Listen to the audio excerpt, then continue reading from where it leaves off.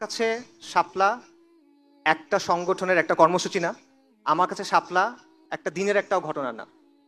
আমার কাছে শাপলা হলো একটা চেতনার নাম, একটা আদর্শের নাম এবং একটা স্বপ্নের নাম। শাপলা হলো অনেক লম্বা একটা সংগ্রামের একটা ধারাবাহিকতা, যেটা এখনো শেষ হয় না, যেটা আরো চলবে। শাপলা হলো কুফরি নিজামের বিরুদ্ধে, কুফরি শক্তির বিরুদ্ধে এই কওমের এবং এই জমিনের যে মুসলিমরা আছে তাদের যেই ক্রমাগত সংগ্রাম, তাদের যে ক্রমাগত আন্দোলন, সেটার একটা ধারাবাহিকতা যেটা বহু শতাব্দী ধরে চলমান। এবং এটারই একটা অধ্যায় হলো শাপলা চত্বর। এটা আমার মত। এবং এই সংগ্রামটাকেই আমি বলতেছি আমাদের আজাদির সংগ্রাম, এবং এটা নিয়ে আজকে আলোচনা। আজাদির আন্দোলন বা আজাদির সংগ্রাম, এটা দুটো অর্থ হয়। একটা অর্থ হলো প্রচলিত অর্থ, যে স্বাধীনতার আন্দোলন, যে আমাদের 200 বছর ইংরেজদের শাসন ছিল, এরপর আমরা উপমহাদেশের মুসলিমরা বা হিন্দুস্তানের মুসলিমরা তার একটা নিজস্ব রাষ্ট্র পাইছে পাকিস্তান, এটা একটা আজাদি ছিল। 71 সালে বাংলাদেশ হয়েছে, এটা একটা আজাদি ছিল। তারপর হাসিনার আওয়ামী জাহিলিয়াতের পরে 24 সালে হাসিনার পতন হয়েছে, এটাও একটা আজাদি। এটা একটা ব্যাখ্যা আছে, আমি এটা মনে করি না। আমার মতে আমি আজাদি শব্দটা অন্য একটা অর্থে ব্যবহার করতেছি। সেটা হলো আজাদির আন্দোলন হলো ওই আন্দোলন যেটা এই জমিনের মুসলিমরা শুরু থেকে করে আসতেছে, এবং এই আন্দোলন এখনো শেষ হয় নাই। এই জমিনে মুসলিমদের হিস্ট্রি যদি আপনি দেখেন, তাহলে দেখবেন ক্রমাগত এখানে দুয়াত আসছেন, ক্রমাগত এখানে অলি আউলিয়ারা আসছেন, ক্রমাগত এখানে মাশায়েখরা আসছেন, এবং তারা এখানে মজলুম মানুষের পক্ষে দাঁড়াইছেন। তারা এখানে কুফরি এবং শিরকি শক্তির বিরুদ্ধে প্রতিরোধ গড়ে তুলছেন, দাওয়ার কাজ করছেন, ইসলার কাজ করছেন, জিহাদের কাজ করছেন, এবং এই কন্টিনিউয়াস একটা ধারা আপনি দেখবেন চলমান। আমি মনে করি এইটা হলো আমাদের আজাদির আন্দোলন, কারণ আজাদির অর্থ হলো মুক্তি, রাইট? তো মানুষের মুক্তি কখন আসে? মানুষের মুক্তি কোন সময় আসে? মানুষের মুক্তি আসে যখন সে কুফর এবং শিরকের অন্ধকার থেকে বের হয়ে তাওহীদ এবং ইমানের আলোতে আসে। এটার বাইরে তো আর কোনো মুক্তি নাই। এটার বাইরে দুনিয়াবি সেন্সে অনেক মুক্তি আছে, কিন্তু আলটিমেট যে সেন্স, চিরন্তন যে অর্থ, সেই অর্থে মুক্তি তো এটাই। বাংলা এই বঙ্গভূমিতে, মুসলিম বঙ্গে কন্টিনিউয়াসলি যে ওলামায়ে কেরাম আসছেন, মুজাদ্দিদগণ আসছেন, দায়ীগণ আসছেন, তারা কিসের জন্য এতগুলো কষ্ট করছেন? তারা কিসের জন্য এত কাজ করছেন? কাদেসিয়ার যুদ্ধের একটা বিখ্যাত ঘটনা আছে, আপনারা সবাই জানেন। ইসলামী খিলাফা যখন পারস্য সাম্রাজ্যকে আক্রমণ করলো, মহাবীর রুস্তম তার সামনে মুসলিমদের একজন প্রতিনিধি গেলেন। প্রতিনিধির নাম হলো সাহাবী রবি ইবনু আমর রাদিয়াল্লাহু আনহু। রুস্তম তাকে জিজ্ঞেস করলেন যে তোমরা এখানে কেন আসছো, কি চাও তোমরা মুসলিমরা? উনি তখন বললেন, আমাদেরকে আল্লাহ পাঠাইছেন, আমরা আসছি মানুষকে মানুষের গোলামি থেকে বের করে এক আল্লাহর গোলামির দিকে নেয়ার জন্য। আমরা আসছি মানুষকে দুনিয়ার সংকীর্ণতা থেকে বের করে দুনিয়া এবং আখিরাতের প্রশস্ততার দিকে নেয়ার জন্য। আমরা আসছি ধর্মের অন্যায় এবং অবিচার থেকে মানুষকে দিন ইসলামের আদল এবং ইনসাফের দিকে আনার জন্য। আল্লাহ আমাদেরকে পাঠাইছে তার দিন সহ, যেন সমগ্র মখলুকের কাছে আমরা এই দিনের দাওয়াত নিয়ে যাই। এটাই, এই জন্যই সাহাবায়ে কেরাম পুরো বিশ্বে দাওয়াত নিয়ে ছড়ায় পড়ছিলেন। এই জন্যই বারবার এই ভূমিতে মুজাদ্দিদগণ আসছেন, দায়ীগণ আসছেন, মাশায়েখগণ আসছেন। এই জন্যই তো তারা কাজ করে গেছেন। তো এটাই হলো ওই ধারা, এটাই হলো ওই সিলসিলা যেটার কথা আমরা বলতেছি। আমরা জাতি রাষ্ট্রকেন্দ্রিক যেই স্বাধীনতা, সেটার কথা আমি বলতেছি না। আমি বলতেছি জাহিলিয়াতের অন্ধকার থেকে দিন ইসলামে আসার যে স্বাধীনতা, সেটার কথা। এবং এই আজাদির আন্দোলন চলমান, এটা এখনো শেষ হয় নাই। জাতি রাষ্ট্রকেন্দ্রিক আজাদির আন্দোলন শেষ হয়ে গেছে, এটা আপনি বলতে পারেন, কিন্তু দিন ইসলামের জন্য যে আন্দোলন, সেই আন্দোলন এখনো শেষ হয় নাই। এই আন্দোলন কখন শেষ হবে? যখন আমরা মানুষের বাদ মতবাদ ফেলে দিয়ে এক আল্লাহর কালামের দিকে যাব, যখন আমরা তন্ত্রমন্ত্র ফেলে দিয়ে কোরআনের শাসনের দিকে যাব, যখন আল্লাহর জমিনে গায়রুল্লাহ শাসন বাদ দিয়ে আমরা এক আল্লাহর যে বিধান, সেটা যখন কায়েম হবে, তখন এই আন্দোলন শেষ হবে। তার আগ পর্যন্ত এই আন্দোলন চলমান থাকবে। আমরা দিনের কথা বলি, আমরা দিনের বিজয়ের কথা বলি, আমরা দিনের জন্য কাজের কথা বলি, কিন্তু আমাদের আচার আচরণের ক্ষেত্রে, আমাদের কথার ক্ষেত্রে, আমাদের আখলাকের ক্ষেত্রে নবী সাল্লাল্লাহু আলাইহি ওয়াসাল্লামের সুন্নাহর উপস্থিতি অনেক সময় থাকে না। আমরা কথা বলার সময় অনেক সময় উগ্র হয়ে যাই। আমরা অনেক সময় মানুষের উপর এমন একটা ইলজাম দেই, একটা অভিযোগ দেই, যেটা আসলে জাস্টিফাইড না। এগুলো কোনোটাই তো নবী সাল্লাল্লাহু আলাইহি ওয়াসাল্লামের সুন্নাহর সাথে মেলে না। এগুলো তো কোনোটাই একজন মুসলিমের সিফাত হওয়া উচিত না, কিন্তু বারবার আমাদের থেকে এটা হয়। এটা তো বাহ্যিক সুন্নাহ। যেভাবে আপনার পোশাক, আপনি পোশাকের মধ্যে সুন্নাহ পালন করার চেষ্টা করতেছেন, আপনার আদব আখলাকের মধ্যে তো এটা থাকার কথা, কিন্তু আনফর্চুনেটলি এটা আমাদের অনেকের মধ্যে থাকে না। এখন আপনারা যুক্তি দিতে পারেন যে আপনি আমাদেরকে এটা বলতেছেন অমুকরাও তো এরকম করে, তমুকরাও তো করে, ওদের আচরণ আরো খারাপ, ওদের আখলাক আরো খারাপ। হ্যাঁ সত্য, কিন্তু তাতে কি হয়েছে? এটা তো আপনার জন্য দলিল না। আরেকজনের কাজ দিয়ে তো আপনাকে বিচার করা হবে না। আপনার বিচার হবে আপনার জ্ঞান বুদ্ধি অনুযায়ী, আপনার বিচার হবে আপনার এলম অনুযায়ী, আপনার বিচার হবে আপনার প্রেক্ষাপট অনুযায়ী। আরেকজন একটা ভুল কাজ করলে এটা তো আপনার ভুল করার জন্য দলিল হয়ে যায় না। এই জবাব কি আপনি আল্লাহ সুবহানাহু ওয়া তাআলাকে দিতে পারবেন? অমুক এটা করছিল তাই আমি এটা করছি? তো এই বিষয়টা মাথায় রাখা। আমি আপনাদের আদব আখলাক নিয়ে নাসিহা করব না আসলে। আমি যেটা করব সেটা হলো আপনাদেরকে আপনাদের যে শেকড়, আপনার যে পরিচয়, আপনাদের যে বংশ, সেটা চেনে দিব। কারণ আমাদের অবস্থাটা হয়েছে, আমরা অনেক রইস ফ্যামিলির মানুষ, আমরা অনেক সম্ভ্রান্ত এক সিলসিলার সন্তান, কিন্তু আমাদের পরিচয়টা আমরা ভুলে গেছি, আমাদের শেকড়টা আমরা ভুলে গেছি, আমাদের বংশ পরিচয়টা আমাদেরকে ভুলায় দেওয়া হয়েছে। এবং আমাদের অবস্থা হয়েছে সবকিছু ভুলে আমরা পথে ঘাটে ঘুরে বেড়াচ্ছি এবং আমাদের আচরণ ওরকম হয়ে গেছে। তো এই কারণে আমি আপনাদেরকে আপনাদের বংশটা, আপনাদের পরিচয়টা, আপনাদের আত্মপরিচয়ের শেকড়টা চেনায় দিব। তারপর আপনারা সিদ্ধান্ত নেবেন আপনার আচরণ কেমন হওয়া উচিত, আপনার কাজ কেমন হওয়া উচিত, আপনার কথা কেমন হওয়া উচিত। তিতুমিরের কথা আপনারা সবাই জানেন। তিতুমির রাহিমাহুল্লাহ বাংলায় এসে এই দাওয়াতটা শুরু করছিলেন। বাংলার তখন মুসলমানদের অবস্থা কি? মুসলমানরা তখন ধুতি পরে, মুসলমানদের নাম হিন্দুদের মতো, মুসলমানদের নামের শুরুতে শ্রী যোগ করে, পূজার জন্য মুসলমানদের কর দিতে হয়, মসজিদ বানাতে হলে হিন্দুদের গিয়ে কর দিতে হয়, এরকম একটা অবস্থা। এবং মুসলমানরা হিন্দুদের অনুকরণ করতেছে সবকিছুর মধ্যে। এই অবস্থায় তিতুমির রাহিমাহুল্লাহ এসে কোরআন সুন্নাহর দাওয়াত দিলেন, কুফর শিরক বিদআ ফাহিশার বিরুদ্ধে দাওয়াত দিলেন। এবং তিনি মুসলিমদের বললেন যে তোমাদের নাম এরকম হইতে হবে, তোমরা ধুতি বন্ধ করে এই পরো, লুঙ্গি পরো। এই বিষয়গুলো তারা তখন করলেন এবং তার চারপাশে বিরাট একটা জামাত তৈরি হয়ে গেল। এবং যখন জামাত তৈরি হয়ে গেল তখন এই হিন্দু জমিদাররা তার বিরোধিতা করলো, তাদের বিরুদ্ধে অ্যাটাক করা শুরু করলো। এবং তখন নারিকেল বাড়িয়াতে একটা বিরাট মসজিদ ছিল, সেইখানে তারা একটা কেল্লা তৈরি করলো যেটার নাম হলো বাঁশের কেল্লা। এবং খণ্ড খণ্ড যুদ্ধ হলো, যেখানে তারা ইংরেজ আর্মিকেও পরাজিত করলো। 1830 নভেম্বর থেকে 1831 নভেম্বর পর্যন্ত 24 পরগনা এবং নদিয়ার বিশাল এলাকা তিতুমির রাহিমাহুল্লাহ যে জামাত দখল করে রাখছিল। এবং তিনি সেখানে ইসলামী শাসন কায়েম করছিলেন, তিনি নিজেকে বাদশা ঘোষণা করছিলেন এখানে। এবং ওখানে কাজী ছিল, ওখানে ইসলামী শরিয়া অনুযায়ী আদালত ছিল, বিচার হইতো। পরবর্তীতে 1831 সালে 19 নভেম্বর বাঁশের কেল্লায় ইংরেজদের বিশাল বাহিনী আসলো। ফজরের পর আক্রমণ হলো, তিতুমির রাহিমাহুল্লাহ তার সন্তান সহ তার জামাত সহ শহীদ হয়ে গেলেন। তার বাহিনীর সেনাপতি ছিল গোলাম মাসুম, তার ভাগ্নে। তাকে ইংরেজরা বলল যে তুমি মাফ চাও, ক্ষমা চাও, তোমাকে ছেড়ে দিব। উনি বললেন আমরা ফিরিঙ্গি কাফেরদের কাছে মাফ চাইবো না। তখন ওনাকে ওইখানে ফাঁসি দেয়া হলো। এবং তখন ইংরেজ বাহিনীর এক মেজর বলতেছিল যে আমরা আজকে জিতছি, কিন্তু আজকে যারা প্রাণ দিছে সে তার নিজের ধর্মের জন্য যুদ্ধ করছে এবং সে তার দেশের জন্য যুদ্ধ করছে এবং তারা মহাপুরুষ। ইংরেজরা এটা বলতেছে। এটা হলো আমাদের আজাদির আন্দোলনের ধারা, এটা হলো আপনার পূর্বপুরুষ ভাই। সাহাবা মসজিদ থেকে শুরু করে শাহ মখদুম, শাহজালাল থেকে শুরু করে শাহ ওলিউল্লাহ, মজনু শাহ থেকে শুরু করে তিতুমির, হাজি শরীয়তুল্লাহ থেকে শুরু করে হাজি ইমদাদুল্লাহ, সাইয়দ আহমেদ শহীদ থেকে শুরু করে ইনায়েত আলী রাহিমাহুমুল্লাহ। এটা হলো আমাদের উত্তরাধিকার, এটা হলো আমাদের সিলসিলা, এটা হলো আমাদের আদর্শ, এটা হলো আমাদের পরিচয়। আপনারা এই সিলসিলার মানুষ। আমাদের কাছে ইসলামটা এসে পৌঁছাইছে, আজকে এসে আমরা এখানে আলোচনা করতেছি, অবশ্যই এটা আল্লাহ আজ্জা ওয়া জাল্লার ইচ্ছা। বাকি এই মহান মানুষদের কুরবানি, এই মহান মানুষদের ত্যাগ তিতিক্ষার কারণে।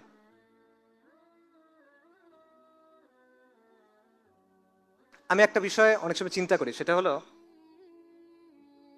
নারিকেল বাড়িয়ায় বাঁশের কেল্লা যে শেষ লড়াইটা হয়েছিল, এটা হয়েছিল ফজরের পর, ফজরের নামাজের পর। কিন্তু রাতেই ফিরিঙ্গিরা বাঁশের কেল্লা ঘিরে ফেলছিল। আমি যেটা চিন্তা করি সেটা হলো এই লড়াইটার আগে তিতুমির রাহিমাহুল্লাহ কি চিন্তা করতেছিলেন? তিনি তো বুঝে ফেলছেন যে লড়াই করতে হবে, শাহাদাতের সংকল্প করে ফেলছেন। তখন উনি কি চিন্তা করতেছিলেন? ফজরের নামাজে দাঁড়ানোর আগে উনি কি চিন্তা করতেছেন? এটা আমার প্রায় মনে হয় শাহাদাতের কথা যেহেতু আসছে, ডেফিনেটলি উনি আল্লাহর কথা চিন্তা করছেন, আল্লাহ দিদারের কথা চিন্তা করছেন, আখেরাতের কথা চিন্তা করছেন, কবরের সওয়াল জবাবের কথা চিন্তা করছেন, হাউজে কাউসারের কথা চিন্তা করছেন, নিশ্চিতভাবে অবশ্যই। বাট এর বাইরে আর কি চিন্তা করছেন তিনি? তিনি কি ভবিষ্যতের কথা ভাবছেন কিনা? তিনি কি চিন্তা করছেন কিনা যে তাদের যে কোরবানি এটা কিভাবে ভবিষ্যৎ প্রজন্মকে প্রভাবিত করবে? তিনি কি এটা ভাবছেন কিনা যে তারা যে রক্ত দিচ্ছেন, তারা রক্ত দিবেন, কিন্তু এই রক্তের স্রোত শতাব্দী থেকে শতাব্দীতে প্রভাবিত হবে, এই রক্তের স্রোত, এই রক্তের ঋণ প্রজন্ম থেকে প্রজন্মান্তরে থেকে যাবে? এটা উনি ভাবছিলেন কিনা? আমাদের শরীরে এই রক্ত, আপনি এই রক্তের উত্তরাধিকারী এবং এই রক্তের ঋণ আমাদের শোধ করতে হবে। এটা হলো আপনার পরিচয় ভাই, আপনি এই সিলসিলার অংশ। আমরা এটা ভুলে কোথায় আছি এখন?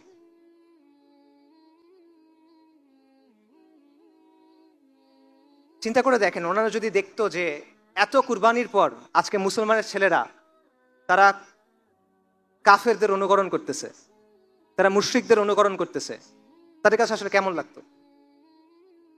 চিন্তা করে দেখেন যে তারা যদি দেখতে, ওদের কথা বাদ দেন, যারা দিনের কথা বলে, যারা দিনকে বিজয়ী করার স্বপ্ন দেখে, তাদের আচার আচরণের মধ্যে নবী সাল্লাল্লাহু আলাইহি ওয়াসাল্লামের সুন্নাত নাই, তাদের আদব আখলাকের মধ্যে নবী সাল্লাল্লাহু আলাইহি ওয়াসাল্লামের সুন্নাত নাই, দিনের জন্য সিরিয়াসনেস নাই, খালি জজবা আছে, সাময়িক উত্তেজনা আছে। এটা যদি তারা দেখতেন, তাদের কাছে কেমন লাগতো?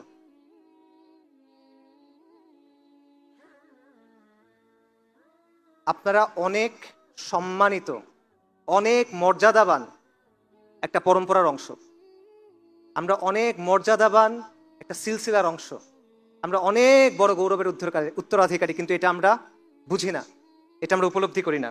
এই জিনিসটা ভাই আমরা উপলব্ধি করার জন্য চেষ্টা করি। আমি মনে করি শাপলা একটা চেতনার নাম, শাপলা একটা স্বপ্নের নাম। শাপলা হলো নবী সাল্লাল্লাহু আলাইহি ওয়াসাল্লামের ভালোবাসায়, তার শান এবং মর্যাদার জন্য নিজের জান কুরবান করার জুনুন, এটা হলো শাপলা। শাপলা হলো আল্লাহর জমিনে আল্লাহর দিন কায়েম করার তামান্না। শাপলা হলো তাওহীদের ভিত্তিতে সমাজ এবং সভ্যতা নির্মাণের সংকল্প। শাপলা হলো আমাদের আজাদির আন্দোলনের ধারাবাহিকতা। এবং এই চেতনা নতুন না, আমি আপনাদের নতুন কোনো কিছুর কথা বলতেছি না। এই চেতনা এই মুসলিম বঙ্গে বারবার ফিরে ফিরে আসছে, এক একবার এক এক চেহারায়, এক একবার এক এক রূপে এটা আত্মপ্রকাশ করছে। কখনো শাহ ওলিউল্লাহ মুহাদ্দিস দেহলভী তাজদীদে, কখনো তরিকায় মুহাম্মাদিয়া জিহাদে, কখনো তিতুমিরের বাঁশের কেল্লায়, কখনো হাজী শরীয়তুল্লাহ সামাজিক আন্দোলনে। বারবার এই চেতনা ফিরে ফিরে আসছে। এই চেতনা ফিরে আসছে 1857 মহা অভ্যুত্থানে, এই চেতনা ফিরে আসছে আকাবিরে দেওবন্দের আন্দোলনে, উলেমায়ে সাদিকপুরের জিহাদে। এই চেতনা চালিত করছে মাওলানা মওদুদীকে, এই চেতনা চালিত করছে মাওলানা ইসরার আহমেদকে, এই চেতনা চালিত করছে মাওলানা আব্দুর রহিমকে এবং তাদের প্রকল্পকে, এবং এই চেতনা আলোকিত করছে শাইখুল হাদিস মুফতি আমিনী আল্লামা আহমেদ শফি তাদের কাজকে রাহিমাহুমুল্লাহ। এই চেতনা বারবার ফিরে আসছে, কখনো হয়তোবা দুর্বল হয়ে, কখনো হয়তোবা সীমাবদ্ধ হয়ে, কখনো হয়তোবা ত্রুটি নিয়ে, কখনো হয়তোবা মুমূর্ষ হয়ে, কিন্তু এই চেতনা কখনো হার মানে নাই। শত শত বছরে যে উত্থান পতন ঘটছে, কখনো এই চেতনা হার মানে নাই, বরং বন্দিত্ব, নির্বাসন, নির্যাতন এই সব কিছু উপেক্ষা করে রক্তের নদী পার হয়ে লাশের পাহাড় টেনে এই চেতনা বাংলায় এসে বলে গেছে লাব্বাইক ইয়া আল্লাহ লাব্বাইক। শাপলা কেবলমাত্র শাহবাগের প্রতিক্রিয়া না, শাপলা কেবল একদিনের আন্দোলন না। শাপলা হলো ফিরিঙ্গিদের চাপায় দেওয়া সেকুলার ব্যবস্থার বিরুদ্ধে, ফিরিঙ্গিদের চাপায় দেওয়া নিজামের বিরুদ্ধে বিদ্রোহ করে নিজামে ইসলাম কায়েম করার তামান্না, এমন একটা সভ্যতা কায়েম করার তামান্না যেখানে সমাজের ভিত্তি হবে ঈমান এবং ইসলামী মূল্যবোধ, যেখানে ব্যক্তি থেকে শুরু করে শাসন সবকিছু তাওহীদের ভিত্তিতে বিন্যস্ত হবে, এবং যেখানে শাসনের ভিত্তি হবে শরিয়া, আইনের উৎস হবে আল্লাহর কিতাব। যতদিন এই কওমের মধ্যে তাওহীদি চেতনা থাকবে, যতদিন এই মুসলিম বঙ্গের মানুষের মধ্যে ঈমান থাকবে, ততদিন এই চেতনা বারবার সামনে আসবে। কখনো মক্তব থেকে আসবে, কখনো মাদ্রাসা থেকে আসবে, কখনো স্কুল কলেজ বিশ্ববিদ্যালয় থেকে আসবে, কখনো গ্রামের মাটি থেকে আসবে, কখনো এই শহরের কংক্রিটের জঙ্গলের ভেতর থেকে আসবে। কিন্তু প্রজন্ম থেকে প্রজন্মে এই আন্দোলন চলবে, হাত থেকে হাতে মশাল ঘুরবে, কিন্তু আমাদের আজাদির আন্দোলন চলমান থাকবে। এবং যতদিন পর্যন্ত এই অঞ্চলের মানুষের মধ্যে ঈমান থাকবে, তাওহীদের অনুসারীরা এই মাটিতে খুঁটি গেড়ে বলবে লাব্বাইক ইয়া আল্লাহ লাব্বাইক। এই আন্দোলন চলবে যতক্ষণ পর্যন্ত এই জমিনে আল্লাহর দিন কায়েম না হয়, এবং ইনশাআল্লাহ এই জমিনে আল্লাহর দিন কায়েম হবে।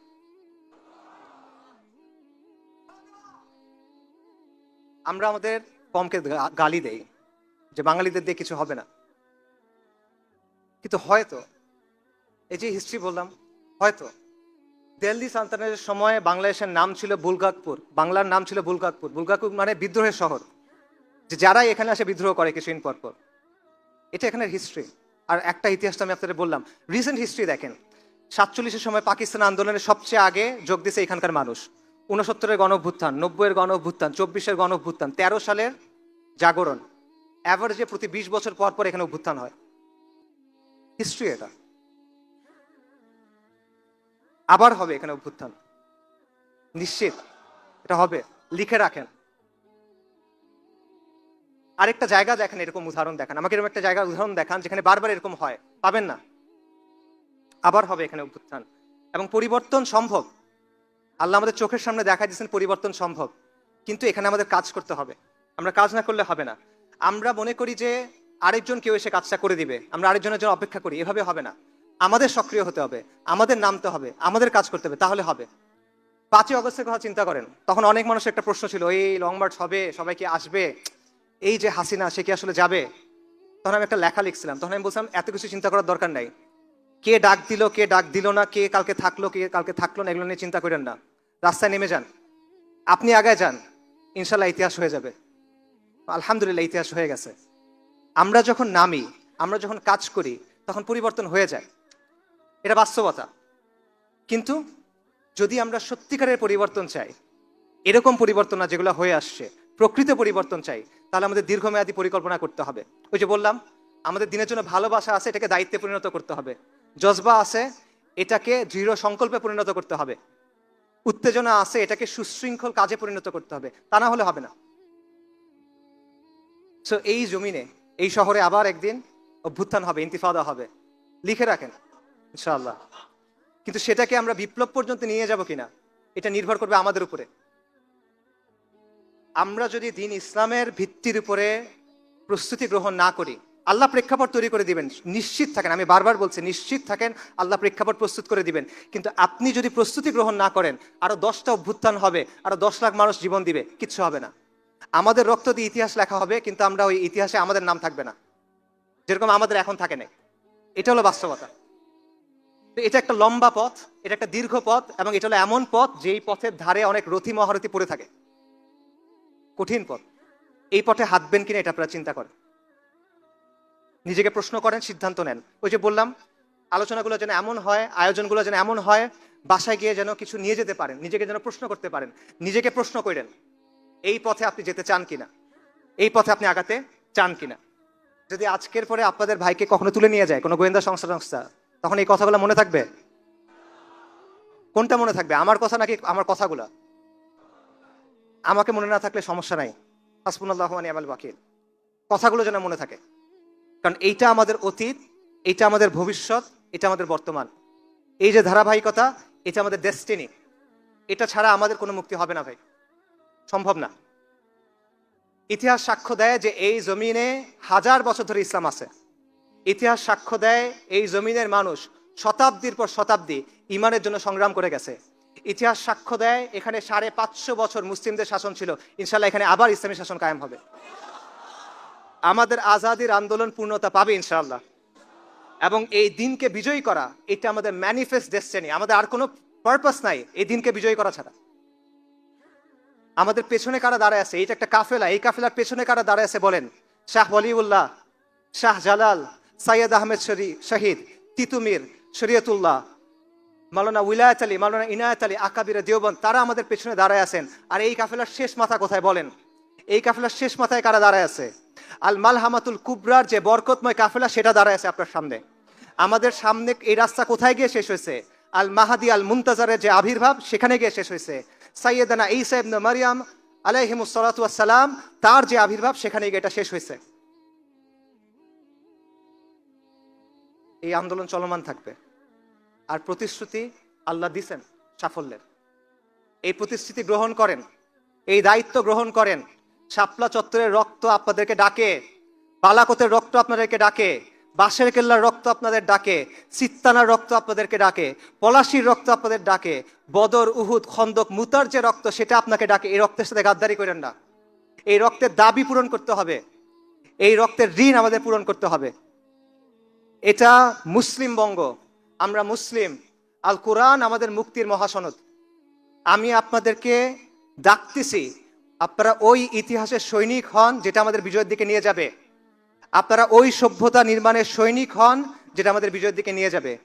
আপনারা এই পথে আসেন, আল্লাহ আপনাদের মহা সাফল্যের প্রতিশ্রুতি দিয়েছেন। আমার প্রতিশ্রুতি না, আল্লাহ আজ্জা ওয়া জাল আমাদের প্রতিশ্রুতি দিয়েছেন। উলাইকা হিজবুল্লাহ, আলা ইন্না হিজবুল্লাহি হুমুল মুফলিহুন।